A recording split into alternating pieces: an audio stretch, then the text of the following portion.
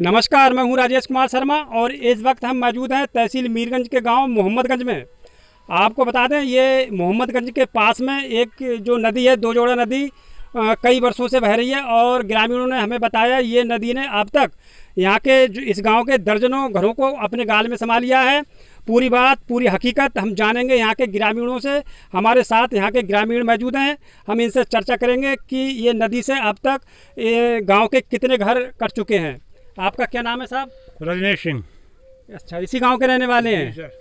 हम ये देख रहे हैं नदी आपके गांव के बिल्कुल करीब बह रही है, तो अब तक इस नदी ने कितने घर काट चुके हैं? हजारों बीघा रकबा एक गांव साहब थोड़ा सा था, 20 घरों का करीब, और इस गांव में से करीब कट गए साहब 25 घर। मतलब 25 घर अब तक कट चुके हैं? 25 नहीं साहब, एक गांव कट गया इससे पहले। अच्छा, 10 साल पहले। 10 साल पहले कौन सा गाँव कट गया? यहाँ इसी का एक मजरा था, गोटिया बोलते थे उसे, यहाँ से 1 किलोमीटर आगे। इसके बाद में जो प्रशासन ने या शासन ने जो भी पैसा यहाँ लगाया है, तो यहाँ पे क्या मतलब क्या गांव को बचाने के लिए क्या किया सरकार ने? ये साहब परक्यूफान और कट्टे लगाए हैं। 1.5 करोड़ रुपया सरकार से मंजूर हुआ। इन्होंने 1 करोड़ 23 लाख रुपए का लगभग लगाया है यहाँ, और साहब इससे कोई विशेष कामयाबी की उम्मीद नहीं है।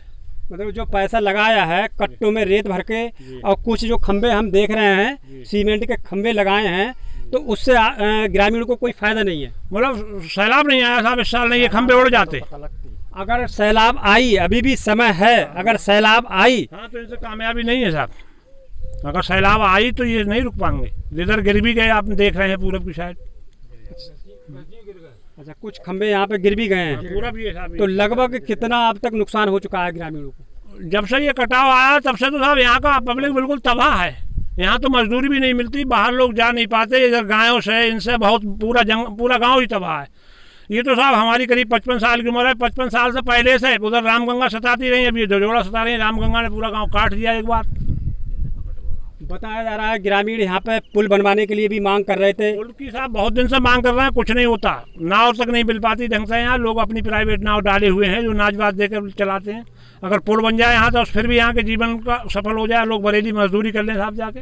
आप तहसील जाते हैं तो कितने किलोमीटर का रास्ता फिर करके जाना? 16 किलोमीटर है साहब, और बरेली 50 किलोमीटर पड़ती है यहाँ से। अच्छा, अगर यहाँ पुल बन गया तो बरेली पास में पड़ जाएगी? हाँ, 22 किलोमीटर। पुल अगर बन जाए यहाँ तो बरेली 22 किलोमीटर। तो हम ये जानकारी लेना चाहेंगे, जो सरकार ने इस बार पैसा लगाया वो पैसा सही लगा या गलत लगा?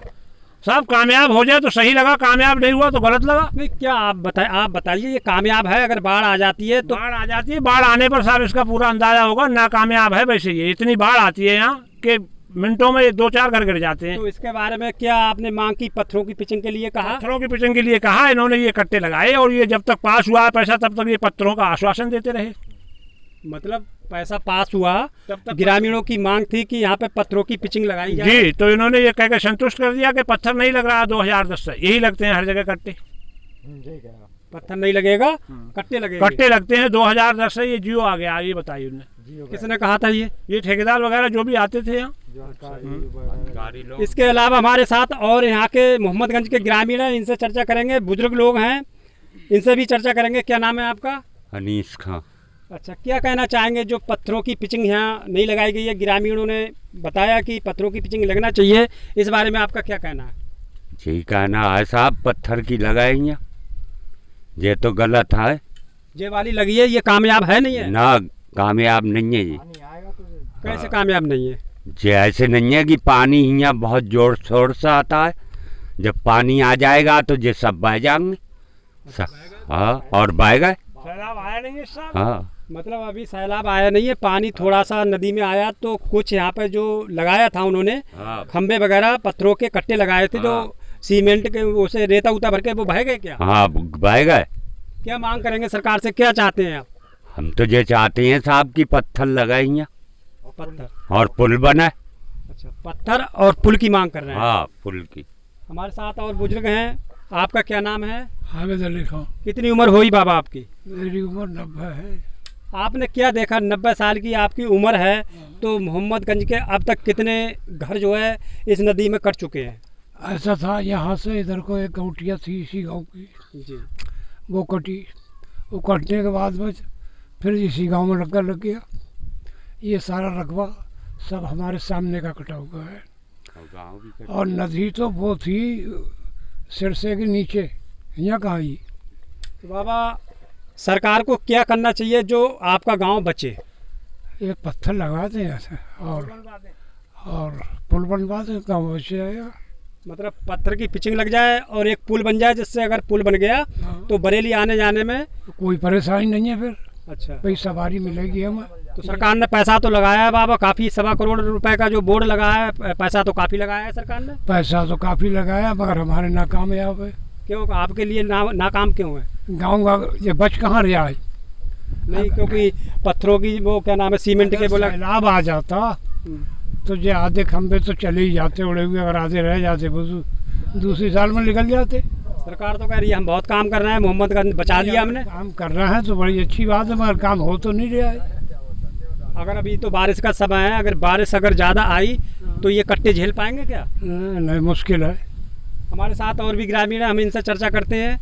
क्या नाम है आपका? मोहम्मद वाहिद का। अच्छा, क्या कहना चाहेंगे जो पत्थरों की ग्रामीण मांग कर रहे हैं, पिचिंग यहाँ लगाई जाए और यहाँ पे जो है सीमेंट के कुछ खंभे लगाए गए हैं और रेत के जो रेत भर के कट्टे लगाए गए हैं, इस बारे में क्या कहना है?